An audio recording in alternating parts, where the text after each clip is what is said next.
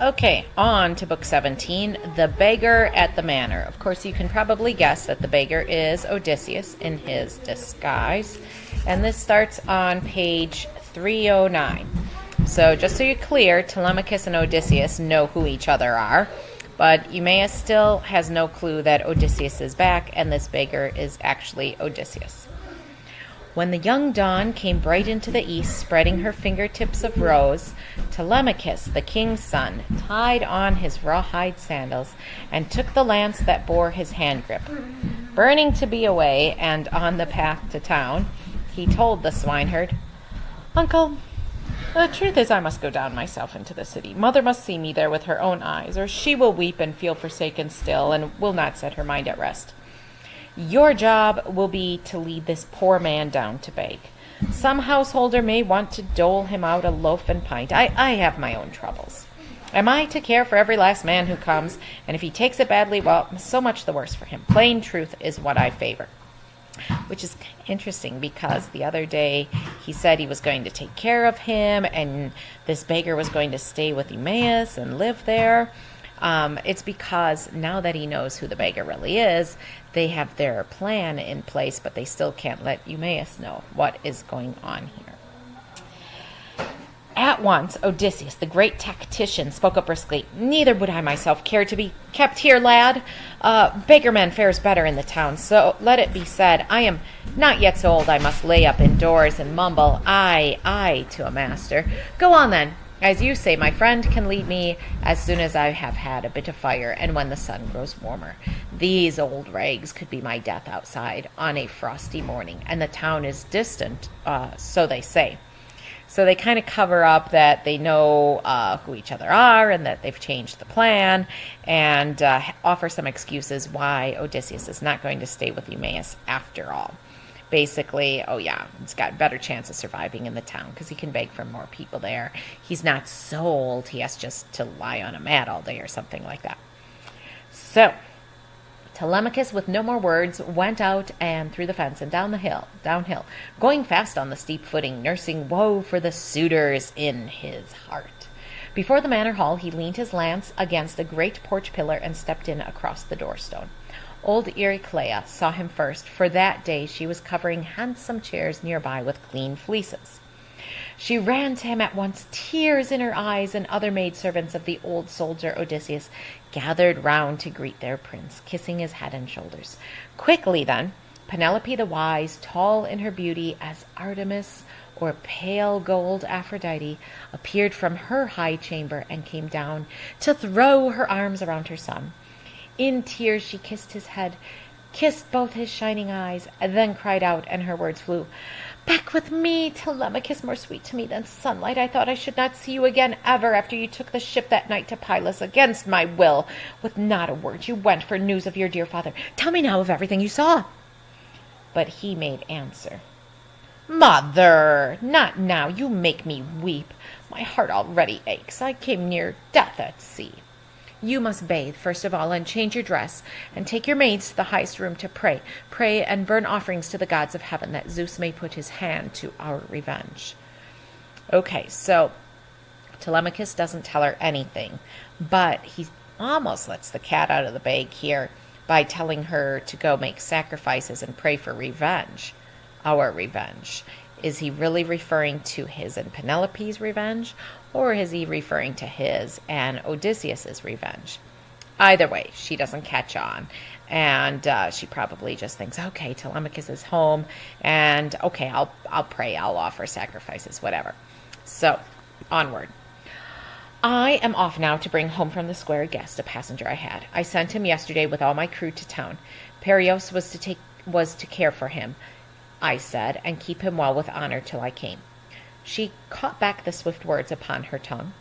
Then softly she withdrew to bathe and dress her body in fresh linen, and make her offerings to the gods of heaven, praying Almighty Zeus to put his hand to their revenge.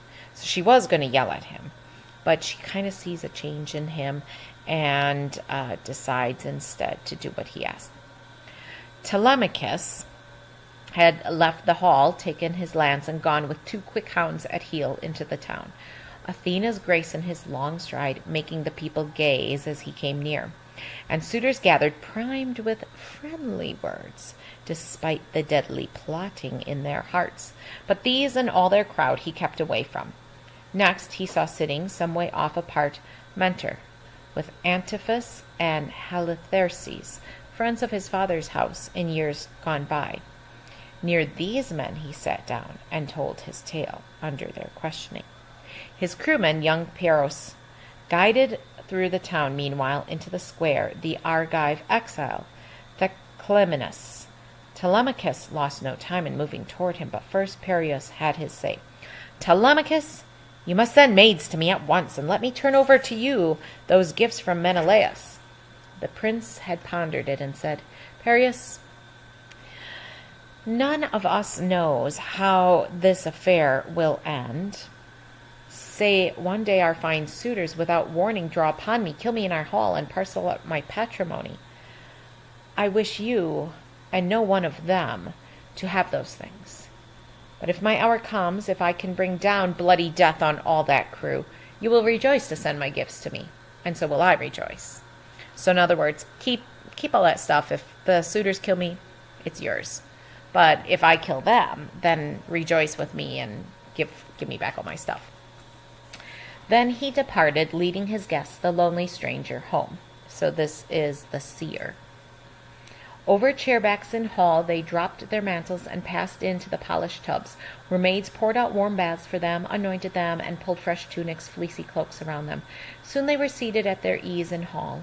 A maid came by to tip a golden jug over their fingers into a silver bowl, and draw a gleaming table up beside them. The larder mistress brought her tray of loaves and savories, dispensing each. In silence, across the hall, beside a pillar, propped in a long chair, Telemachus's mother spun a fine wool yarn. The young men's hands went out upon the good things placed before them, and only when their hunger and thirst were gone did she look up and say, Telemachus, what am I to do now? Return alone and lie again on my forsaken bed, sodden how often with my weeping since that day when Odysseus put to sea to join the Atridae before Troy? Could you not tell me before the suitors fill our house what news you have of his return? He answered, Now that you ask a second time, dear mother, here's the truth. We went ashore at Pylos to Nestor, lord and guardian of the West, who gave me welcome in his towering hall. So kind he was, he might have been my father, and I his long-lost son, so truly kind, taking me in with his own honored sons. But as to Odysseus's bitter fate, living or dead, he had no news at all from anyone on earth, he said. He sent me overland in a strong chariot to Atreus' son, the captain Menelaus, and I saw Helen there, for whom the Argives fought, and the Trojans fought, as the gods willed. Then Menelaus, of the great war cry, asked me my errand in that ancient land of Lacedaemon. So I told our story, and in reply he burst out, here comes another Homeric simile, Intolerable that feeble men, unfit as those men are, should think to lie in that great captain's bed, fawns in a lion's lair, as if the doe put down her litter of sucklings there while she sniffed at the glen or grazed a grassy hollow. Ha! Then the Lord returns to his own bed and deals out wretched doom on both alike. So will Odysseus deal out doom on these. O Father Zeus, Athena, and Apollo, I pray he comes as once he was in Lesbos, when he stood up to wrestle Philomeleides, champion and island king, and smashed him down. How the Achaeans cheered. If that Odysseus could meet the suitors, they'd have a quick reply, a stunning dowry. Now, for your questions, let me to the point. I would not misreport it for you. Let me tell you what the Ancient of the Sea, that infallible seer, told me. On an island your father lies and grieves. The Ancient saw him held by a nymph, Calypso, in her hall. No means of sailing home remained to him, no ship with oars and no ship's company to pull him on the broad back of the sea. I had this from the Lord Marshal Menelaus, and when my errand in that place was done, I left for home. A fair breeze from the gods brought me swiftly back to our dear island. The boy's tale made her heart stir in her breast, but this was not all. Mother and son now heard Theoclytus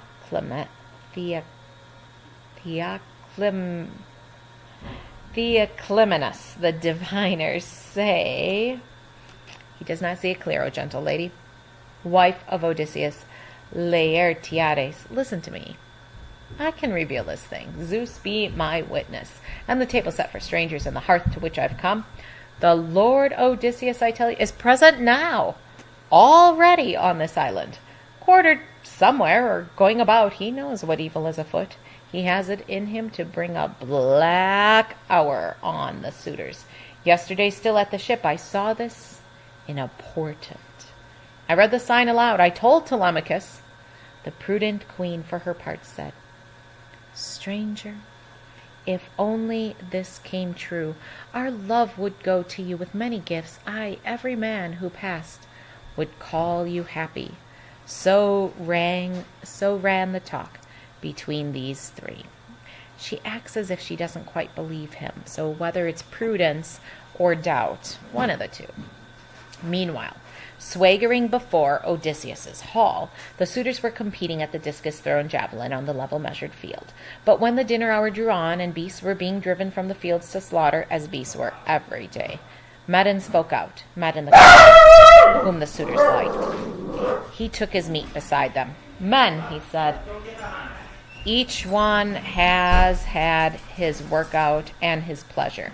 Come into hall now, time to make our feast. Our discus throws more admirable than roast when the proper hour comes.